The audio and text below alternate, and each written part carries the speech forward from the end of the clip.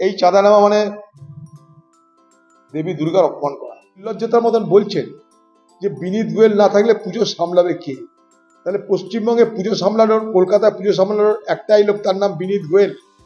সে কি মমতা ব্যানার্জির বাড়ির পুরোহিত? শিক্ষা কেলেঙ্কারিতে শিক্ষামন্ত্রী, রেশন কেলেঙ্কারিতে রেশন মন্ত্রী। তাদেরকে যেমন সিবিআই জিজ্ঞাসাবাদ করেছে, তো বাংলার স্বাস্থ্যমন্ত্রী তাকে কেন জিজ্ঞাসাবাদ করবে না সিবিআই? ওরা কি লাভ আপনার? আপনি বলে কাজ করুন, যারা ধর্ষক আপনার বাড়িতে তাদের মূর্তি বসিয়ে তাদেরকে পূজা অর্চা করুন, মানাবে আপনার জন্য। পশ্চিমবঙ্গে কোনো পুজো কমিটির উদ্যোক্তাদের এই চাঁদা নেওয়া উচিত না। আমি তাদের কাছে আবেদন করব, বিনয়ের সঙ্গে ফেরত দিন। চাঁদা নেওয়া মানে দেবী দুর্গার অপমান। এই চাঁদা দেবী দুর্গার কাজে লাগিয়েন না।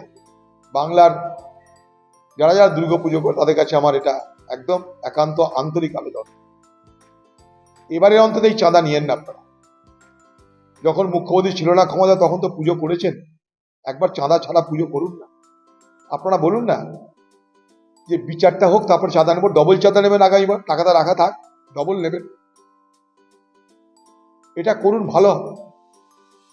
আপনাদের প্রত্যেকের বিবেক আছে, জ্ঞান আছে, বুদ্ধি আছে, বাড়িতে মা আছে, বাবা আছে, বাড়িতে মেয়ে আছে, বোন আছে, তাদের কথা একবার ভাবুন, তাদের কথা একবার ভাবুন। আমি যিনি মারা গেছে, সে নির্যাতিতা মেয়েটি, এবারেও সে তার বন্ধুদের বলেছিল যে বাড়িতে ছোট করে একটা দুর্গাপুজো করছি, অষ্টমী দিন তোমাদের জন্য ভোগ নিয়ে আসবে, তোমরা কেউ হাসপাতাল থেকে যেও না কোথাও, অষ্টমীর দিন আমি বাড়ির ভোগেরা তোমাদের খাওয়াবো, খোঁজ নিয়ে দেখবেন। তার যারা সঙ্গী, চিকিৎসক সঙ্গী, তাদেরকে এবারেও তিনি, একজন ষড়যন্ত্রকারীর ভূমিকায় যদি পশ্চিমবঙ্গের মুখ্যমন্ত্রী নিজে নেমে যায়, তাহলে স্বাভাবিকভাবেই সেই আন্দোলনকে দমানোর চেষ্টা হবেই। চেষ্টা করছে হাইকোর্টের, সুপ্রিম কোর্টের মাধ্যমে করতে, যদি না পারে তখন নিজে নিজে করবার চেষ্টা করবে। চাই জুনিয়র ডাক্তারদের এই আন্দোলনে শুধু আমি নয়, সারা বাংলার মানুষ তাদেরকে সমর্থন করেছে বলেই ছোটখাটো অসুবিধা হলেও তারা সেগুলো মেনে নিয়েছে।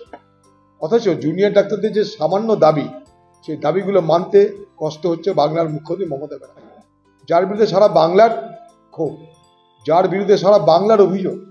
সেই Calcutta police commissioner mister Goel, mister Vineet Goel, বাংলার মুখ্যমন্ত্রী তাকে রক্ষা করে চলেছে।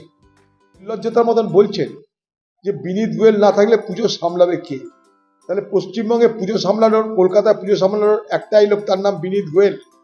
সে কি মমতা ব্যানার্জির বাড়ির পুরোহিত? একটা লোক কি অপরিহার্য হয়ে গেল যে সে না থাকলে কলকাতার পুজো হবে না, পুজোয় গন্ডগোল হবে? তাহলে কলকাতার বাকি যারা পুলিশের অফিসার আছেন, তাদের কি কোনো ভূমিকা নেই? কোনো তাদের যোগ্যতা নেই?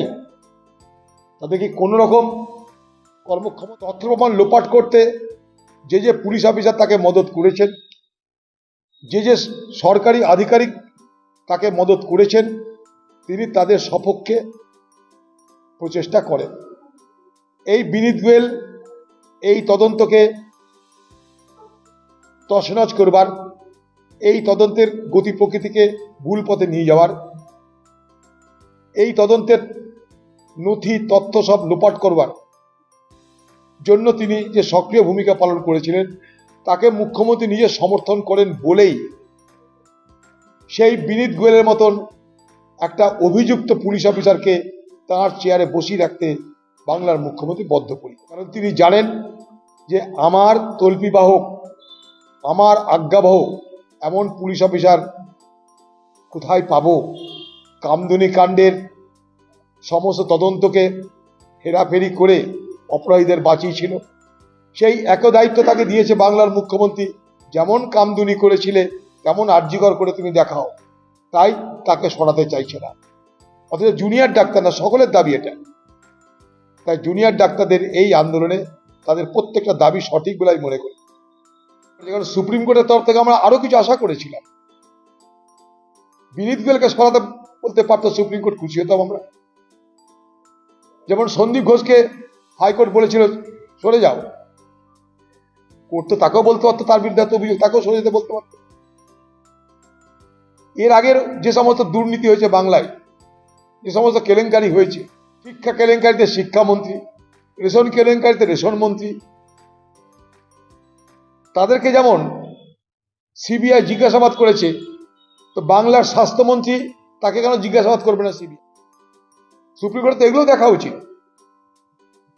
আমরা সুপ্রিম কোর্টে অনেক কিছু আশা করি, কমসে কম আশা করেছিলাম যে সমস্ত পুলিশের অফিসারদের বিরুদ্ধে অভিযোগ, যেখানে সিবিআই নিজে বলছে যে তথ্য প্রমাণ যা দেওয়া হয়েছে তা যথেষ্ট নয়, তারপরেও এই বিনীত গোয়েলের মতন অফিসারদেরকে পদে রাখার কোনো যুক্তি আছে বলে আমি মনে করি। কালকে আমি তার উত্তর দিয়ে দিয়েছি। বাংলার মুখ্যমন্ত্রী কাকে উৎসব বলে জানা নেই আমার। এখন পিশাচের নৃত্য দেখতে ভালো লাগে তার, হয়তো তিনি নিজে মানবিকতার কথা বলেন, তিনি নিজে পাশবিকতার পরিচয় দিচ্ছেন। তাই আমি কালকে বলেছিলাম, ওরে কি লাভ আপনার, আপনি বলে এক কাজ করুন, যারা ধর্ষক আপনার বাড়িতে তাদের মূর্তি বসিয়ে তাদেরকে পূজা অর্চা করুন, মানাবে আপনার জন্য।